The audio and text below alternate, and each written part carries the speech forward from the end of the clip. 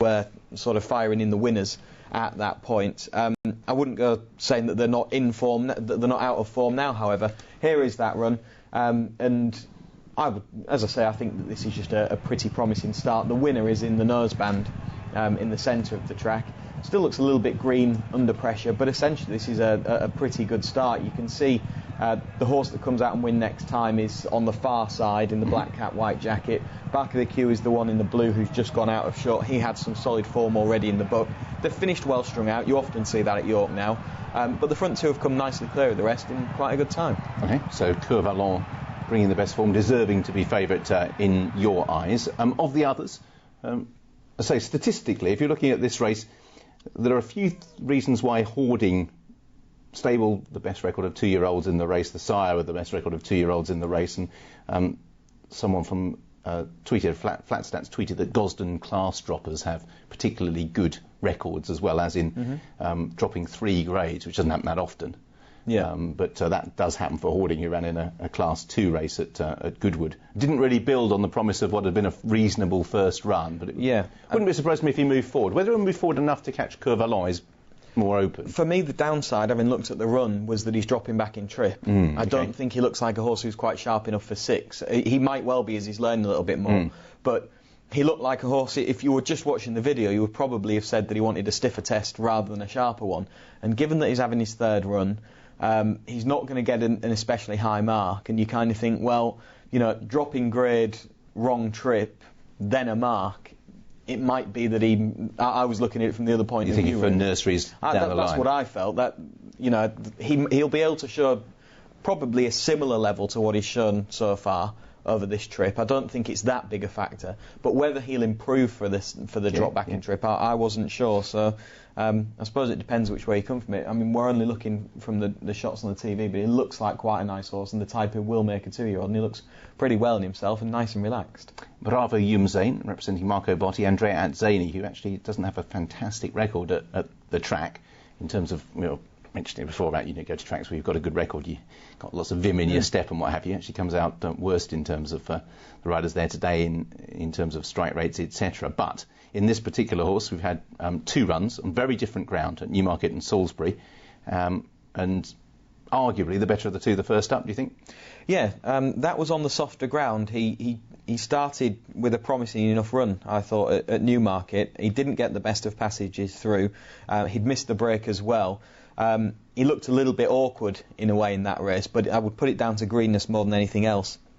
But he didn't step forward when heavily punted next time up on a faster surface at Salisbury. He did travel quite well and didn't quite pick up. Now, whether it was that the run from the previous time had bottomed him out a little bit, but he did have 5 or 6 weeks to get over it, so you wouldn't have thought that was necessarily the case. And pedigree-wise, the reason that off-air I asked you about Invincible Spirit and the going stats was to see if maybe he was better on a softer surface, which I didn't think he was, and that's not the case, is it? He's better on faster. No, if you just took it on sire, obviously sires have the bigger sample, etc., and it's fraught with danger, but yes, in terms of the ground should not have been, you might have anticipated improvement because of the ground, and Marco sort too, don't come on massively for the run. Having a pretty good season with his 2-year-olds, actually, 8 from 47. That's not a bad strike rate. When, you know, normally what you see is what you get. He's brought a couple that were punted at Nottingham. Remember that speedball that never used to last home that they absolutely backed off the boards and it looked nailed on and got collared late.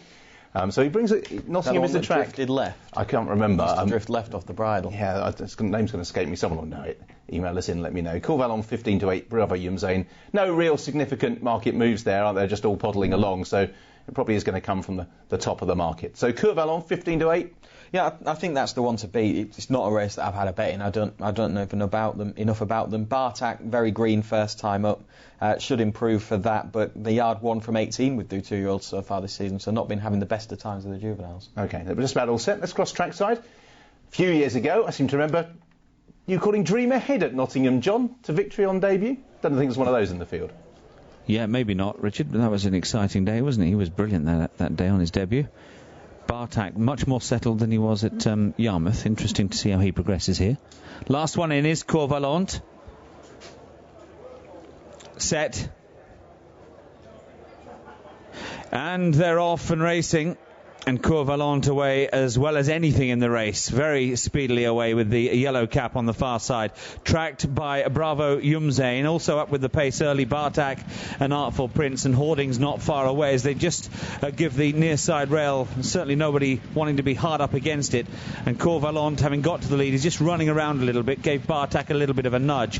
Order of Service and Baltic Sea towards the back end of the field. Alfie's Rose also towards the rear in company with Sure Step, who's now trying to make ground into mid-division and is doing so. W Money's also mid-division and Smart 18 just behind those, but back with the leaders passing halfway. It is Cour Valant, a length clear from Bartak, Hoarding and Bravo Yumzain, all close up. Then comes a W Money pushed along and Sure Step is next. Smart 18, then Order of Service not really getting in a blow. Alfie's Rose also at the back end of the field together with Artful Prince, and then tailing off is Baltic Sea. So they head then down to the final furlong marker here, and Cour Valant still out in front from Bravo Yumzain in second place, Hoarding, Sure Step and Bartak next, but Cour Valant is looking different class at the moment. The favourite goes on to win the opener and made just about all of the running after a smart start. Cour Valant, Bravo Yumzain, Hoarding, Bartak and W Money the order home.